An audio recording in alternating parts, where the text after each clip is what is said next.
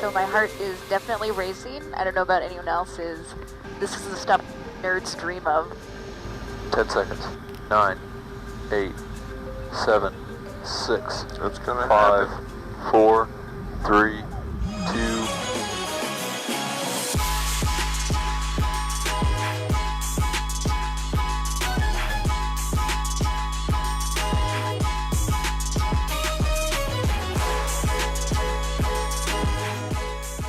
That countdown you just heard?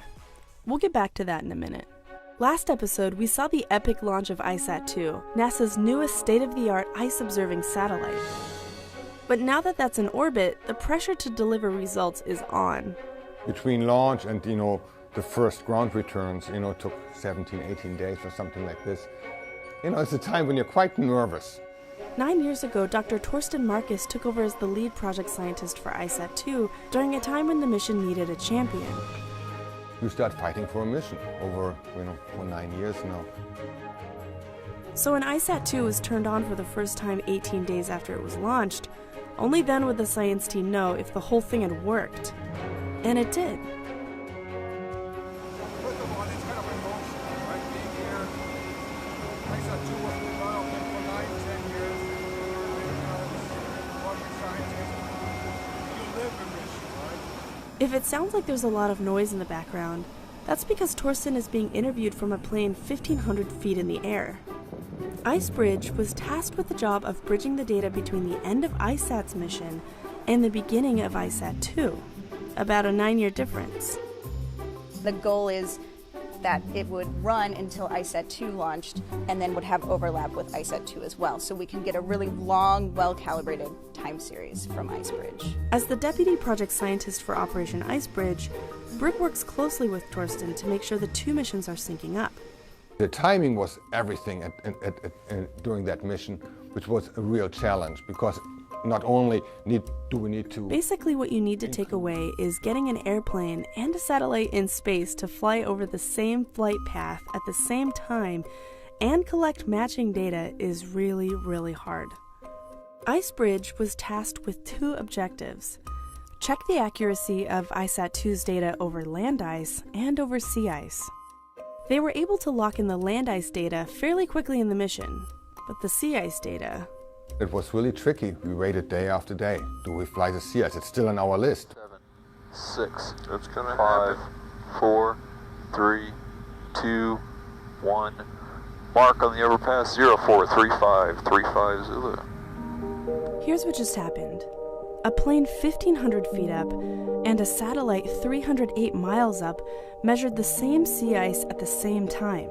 This moment finally linked veteran mission Operation IceBridge's data to that of its new sister mission, ICESat-2, two projects that, until now, were separate for nearly 10 years.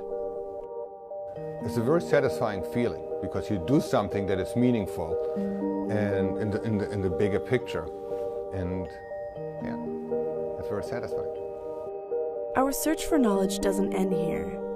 Grace Follow-On and ICESat-2, the two satellite missions that launched this year, will continue to bring in incredible data for the foreseeable future. The steady drumbeat of campaigns in the field goes on, but most of all, the people who look for answers will never stop searching. And from our perspective, it's pretty clear why. What is your favorite planet in the solar system?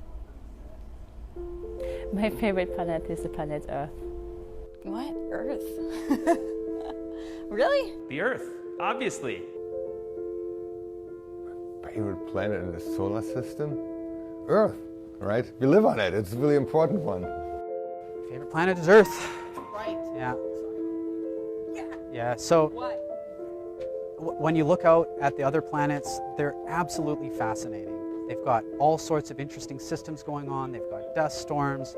But then when you're on another planet, looking back at Earth, I mean, it's just incredible. Whenever you go in different places, it looks so different, so amazing. It's just, I love planet Earth. It's just a very special planet. This is our home.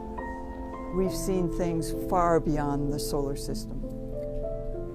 But even with all that, even the amazing things we've seen, one of the most amazing is the Earth itself. It's got to be Earth. It's got to be Earth.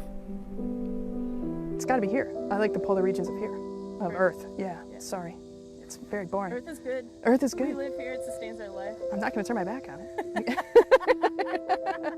It's got water, it's got ice, it's got vegetation. I mean, it's rich with life. And so studying Earth is a very, very rewarding career. And I think if we were on any other planet, we would be trying to get to Earth as quickly as we could.